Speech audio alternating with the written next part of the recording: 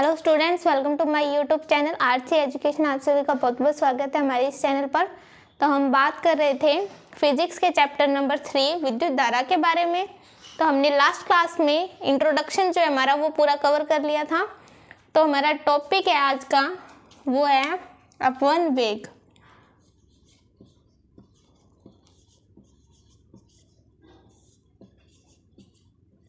अपवन वेग, drift velocity.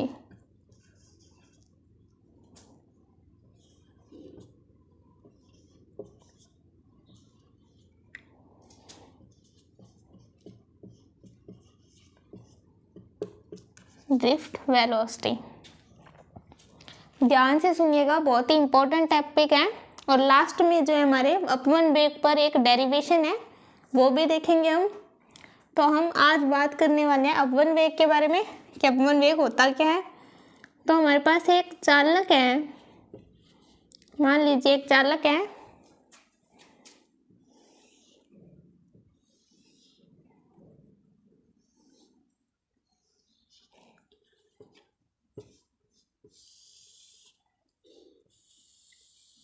ये चालक है और इस चालक के अंदर हमारी एक बहुत ही खास चीज पाई जाती है जिसे बोलते हैं, वो खास चीज है मुक्त इलेक्ट्रॉन।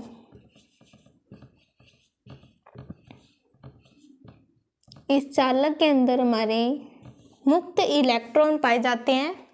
और ये भी नहीं एक इलेक्ट्रॉन, जो हमारे मुक्त इलेक्ट्रॉन होते हैं वो खूब सारे मुक्त इलेक्ट्रॉन पाए जाते हैं। और ध्यान से सुनिएगा, आज की जो हमारी पूरी कहानी है वो इस मुक्त इलेक्ट्रॉन पर ही होने वाली है। तो हमारे पास कोई धातु है, हमने कोई धातु लिया Fe, एक, और ये धातु किस है, एक या फिर एक धातु का टुकड़ा है जिसकी सतह पर Fe के अणु रखे हुए हैं। ये जो है इस पे धातु के Fe के जो है अणु रखे हुए हैं।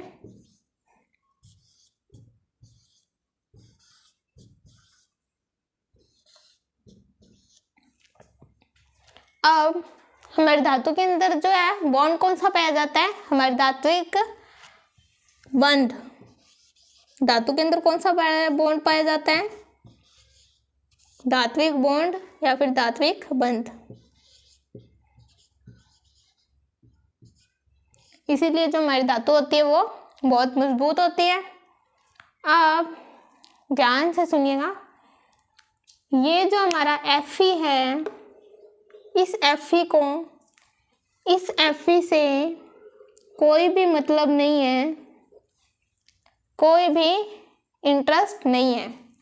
इस Fe को इस Fe से कोई मतलब नहीं है, और इस Fe को इस Fe से कोई मतलब नहीं है, और इस Fe को इस Fe से कोई मतलब नहीं है। कुल मिलाने की हमारी कहने की बात ये है कि इस धातु की सतह पर जितने भी Fe के अणु हैं उन्हें आपस में कोई भी मतलब नहीं है, कोई भी इंटरेस्ट नहीं है। मगर फिर भी इस Fe ने इस Fe को अपने पास इतनी मजबूती से पकड़ा हुआ है। इस Fe और इस Fe के बीच में इतना आकर्षण बल है, और इस Fe के बीच में भी उतना ही आकर्षण बल है। तो क्या कारण है कि ये Fe के बीच में इतना आकर्षण बल है? तो चलिए देखते हैं। ये जो हमारा Fe है, इसके बाह्यतम कोश में कितने इलेक्ट्रॉन होते हैं? इसके बाह्यतम कोश में 2 इलेक्ट्रॉन होते हैं, और ये अपने जो 2 इलेक्ट्रॉन हैं वो फ्री कर देता है। Fe के बाह्यतम कोश में से ये 2 इलेक्ट्रॉन जो है वो फ्री कर देता है। वैसे ही ये Fe भी 2 इलेक्ट्रॉन फ्री कर देता है।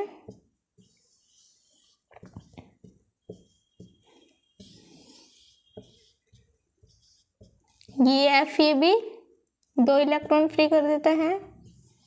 और ये Fe भी 2 इलेक्ट्रॉन जो है फ्री कर देता है।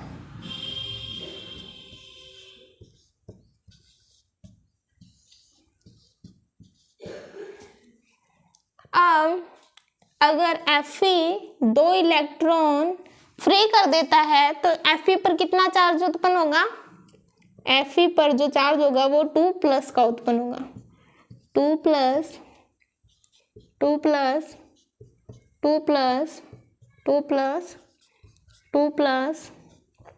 2+, अगर Fe 2 इलेक्ट्रॉन अपने हैं बाह्यतम कोश के 2 इलेक्ट्रॉन फ्री करता है तो Fe पर कितना चार्ज उत्पन्न होता है? 2+ का। हम सभी बचपन से पढ़ते आ रहे हैं, 10th क्लास से हमने पढ़ा हुआ है, सीखा हुआ है कि अगर जहाँ पर भी इलेक्ट्रॉन की कमी होती है वहाँ पर हमारा कौन सा चार्ज होता है? वहाँ हमारा चार्ज होता है प्लस का। जहाँ इलेक्ट्रॉन की कमी होती है वहाँ चार्ज होता है प्लस का। जहाँ इलेक्ट्रॉन की वृद्धि होती है वहाँ चार्ज होता है माइनस का। जहाँ इलेक्ट्रॉन की वृद्धि होती है वहाँ चार्ज होता है माइनस का, और जहाँ इलेक्ट्रॉन की कमी होती है वहाँ चार्ज होता है प्लस का। अब यहाँ पर Fe ने अपने बाह्यतम कोश के 2 इलेक्ट्रॉन फ्री कर दिए, निकाल दिए बाहर, तो इसके पास क्या होगी? इलेक्ट्रॉन की 2 इलेक्ट्रॉन की कमी होगी, और इलेक्ट्रॉन की कमी होने पर हमारा कौन सा चार्ज होता है? प्लस का चार्ज आता है। तो इस पर हमारा चार्ज आ गया 2+ का। अब इस Fe में कोई इंटरेस्ट नहीं है, इस Fe में कोई इंटरेस्ट नहीं है, इस Fe में कोई भी इंटरेस्ट नहीं है, इन सभी Fe को आपस में कोई इंटरेस्ट नहीं है। मगर ये जो हमारा Fe है इस इलेक्ट्रॉन के साथ इसकी जो है बहुत गहरी दोस्ती है। हम सभी जानते हैं हमारा प्लस और माइनस के बीच में क्या पाया जाता है? हमारा प्लस और माइनस के बीच में भयंकर आकर्षण पाया जाता है।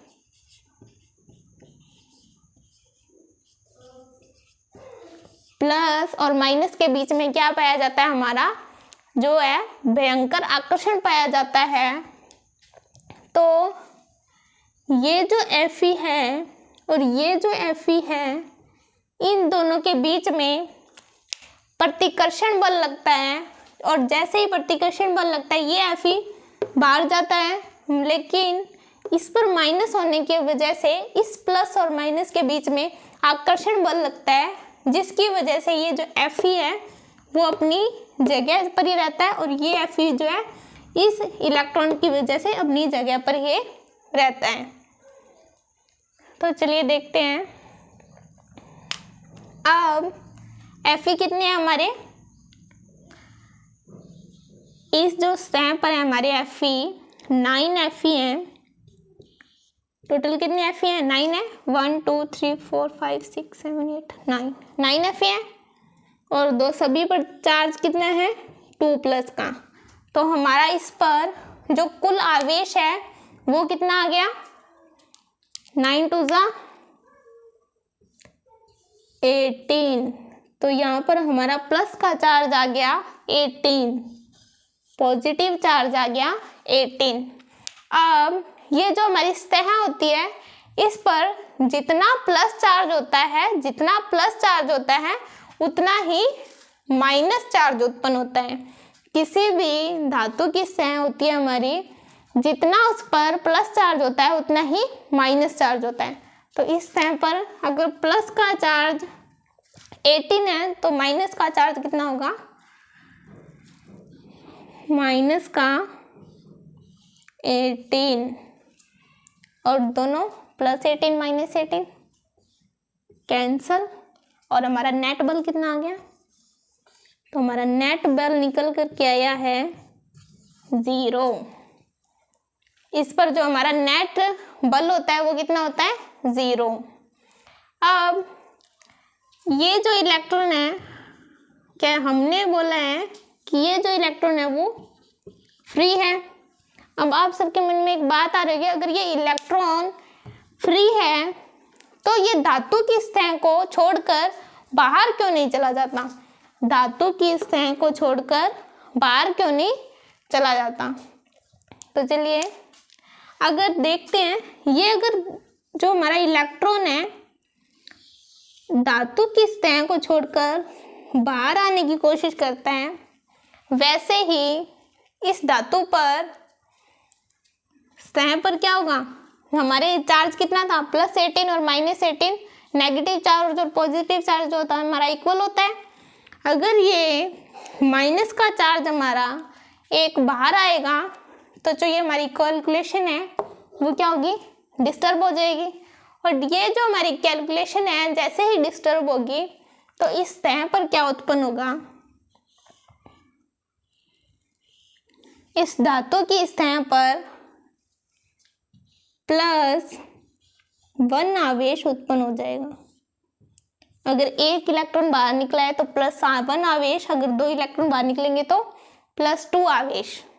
और जैसे इस पर +1 आवेश उत्पन्न होता है, ये जो हमारा Fe है इस इलेक्ट्रॉन को पकड़ करके लेके आता है और वापस अपनी जगह पर फिक्स कर देता है कि जहाँ से आया था वहीं पर वापस छोड़ देता है इस इलेक्ट्रॉन को। और ये जो Fe है, किसी भी इलेक्ट्रॉन को अगर कोई भी इलेक्ट्रॉन बाहर निकलता है तो उस पर +1 आवेश उत्पन्न होता है, और +1 आवेश उत्पन्न होने से ये जो Fe है उस इलेक्ट्रॉन को वापस लेकर के आता है धातु की सतह में। और जो हमारी धातु होती है +18 और -18, पॉजिटिव चार्ज और हमारा नेगेटिव चार्ज जो है वापस दोनों बैलेंस हो जाते हैं। तो आगे देखते हैं।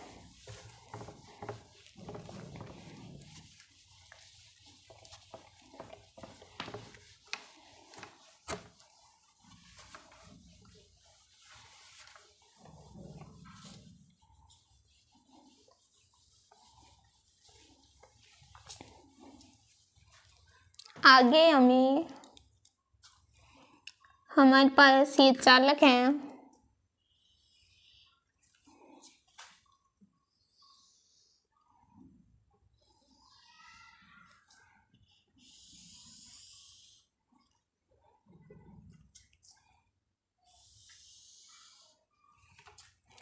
इस चालक पर हम क्या करते हैं, एक बाह्य विद्युत क्षेत्र लगाते हैं। बाह्य, हमने क्या किया, हमने जो चालक लिया था उस पर बाह्य विद्युत क्षेत्र लगाया। अब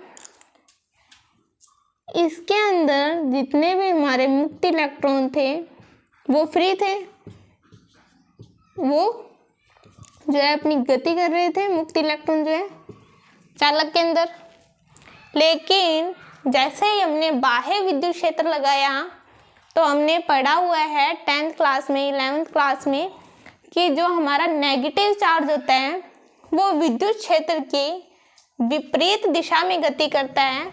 जो हमारा इलेक्ट्रॉन होता है वो विद्युत क्षेत्र की विपरीत दिशा में गति करता है, और जो हमारा प्लस चार्ज होता है वो विद्युत क्षेत्र की दिशा में गति करता है। अब अगर हमने बाह्य विद्युत क्षेत्र लगाया है, जो हमारे इलेक्ट्रॉन हैं वो किस ओर गति करना प्रारंभ कर देंगे, ये जितने भी इलेक्ट्रॉन हैं हमारे इस ओर गति करना प्रारंभ कर देंगे।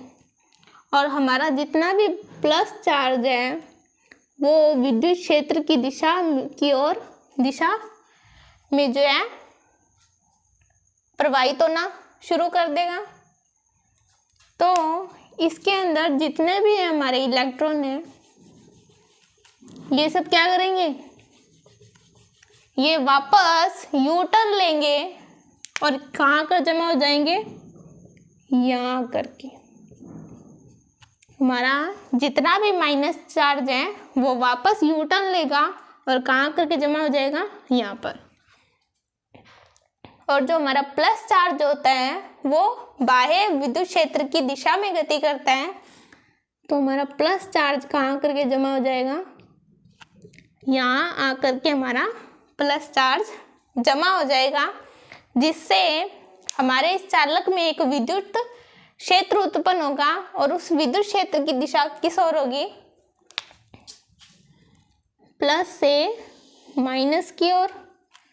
तो हमारे विद्युत क्षेत्र की दिशा ये हो जाएगी, जो चालक के अंदर विद्युत क्षेत्र जो उत्पन्न होगा उसकी दिशा इस ओर हो जाएगी। और इस विद्युत क्षेत्र को कहा जाता है ई प्रेरित। ई प्रेरित। और जो यहाँ हमारा आवेश उत्पन्न होता है उसे कहा जाता है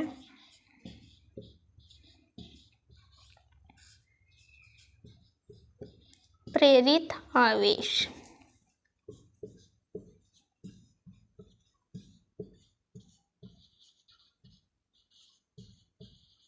प्रेरित आवेश।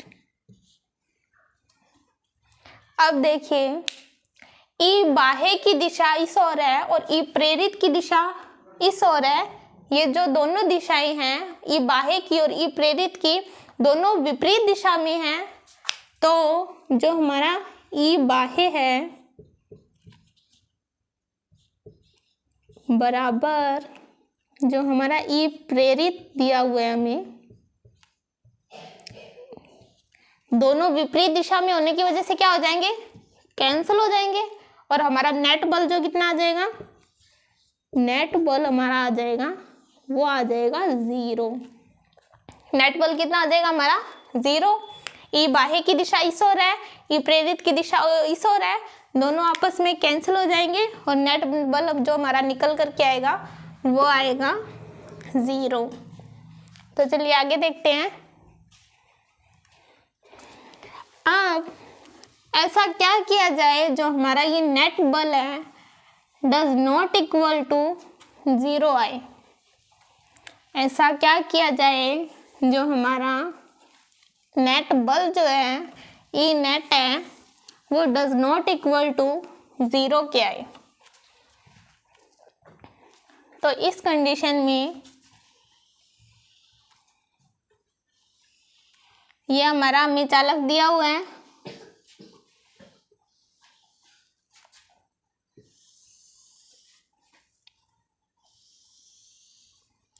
इसे जोड़ा जाता है बाह्य विद्युत क्षेत्र से, ई बाह्य से, और इसे कनेक्ट किया जाता है एक बैटरी के साथ। यहाँ पर जो है हमारी एक बैटरी लगा दी जाती है। बैटरी लगाने से क्या होता है, जो हमारा आवेश यहाँ पर आकर के इकट्ठा हुआ था, माइनस जितना भी हमारा माइनस चार्ज, इलेक्ट्रॉन ने हमारे न्यूटन लिया और कितना यहाँ आकर के जमा हो गया, प्लस हमारा बाह्य बल की दिशा में गति करता है, यहाँ आकर के इकट्ठा हो गया। तो यहाँ पर बैटरी का जो काम क्या होता है, हमारा बैटरी पर यहाँ प्लस चार्ज होता है, यहाँ माइनस चार्ज होता है, और प्लस माइनस में क्या होता है, हमारा आकर्षण बल पाया जाता है। तो यहाँ पर जितना भी माइनस आवेश है वो क्या होगा, गति करना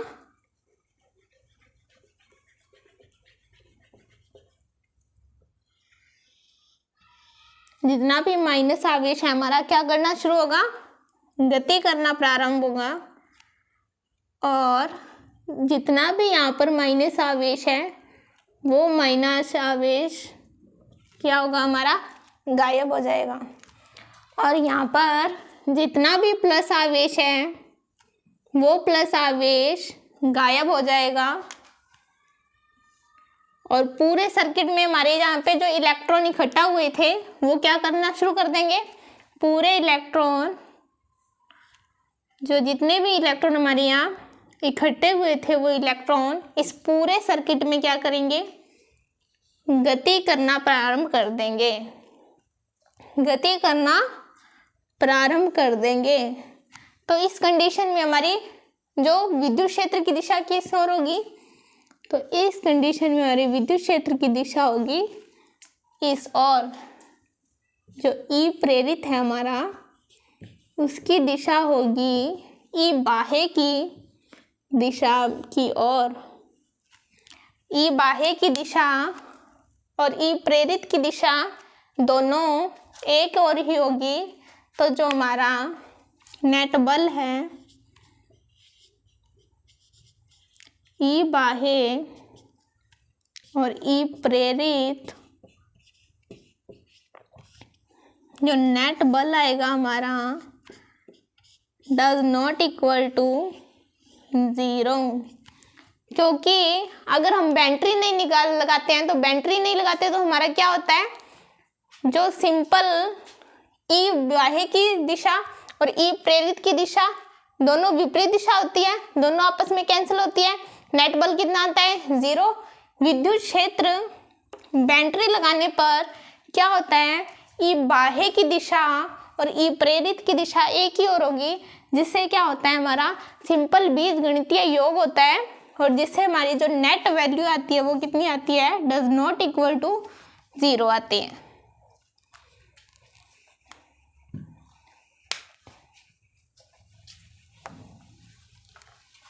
ठीक है, यहाँ तक समझ आया होगा। तो आगे देखते हैं।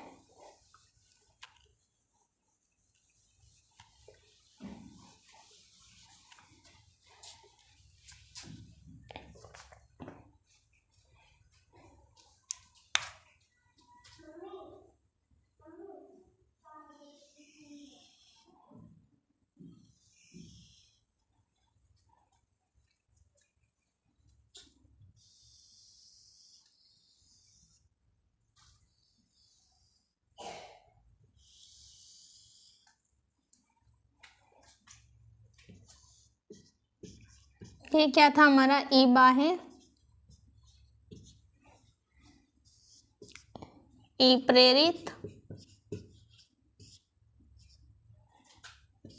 यहाँ पे हमने जोड़ी थी बैटरी,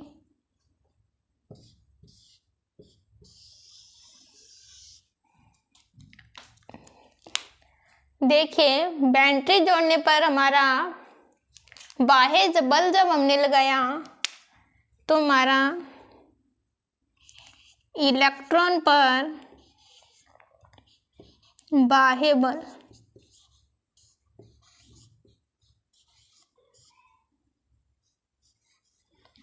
तो हमारे बल का फॉर्मूला क्या आता है, F इजिकल टू QE। तो हमें क्या चेक करना है, हमें चेक करना है इलेक्ट्रॉन पर बल लगा था तो हमारा F is equal to small e multiply में कैपिटल E। ये हमारा फॉर्मूला निकला है, F इजिकल टू E जो हमारा फॉर्मूला निकल के आया। अब त्वरण के लिए अगर फॉर्मूला निकालें तो त्वरण का फॉर्मूला होगा A is equal to F/m। F की जगह F की वैल्यू आ जाएगी। अगर विपरीत दिशा में हो तो यहाँ माइनस आता है, तो माइनस E/m। ये जो निकल कर के आया हमारा त्वरण का फॉर्मूला है।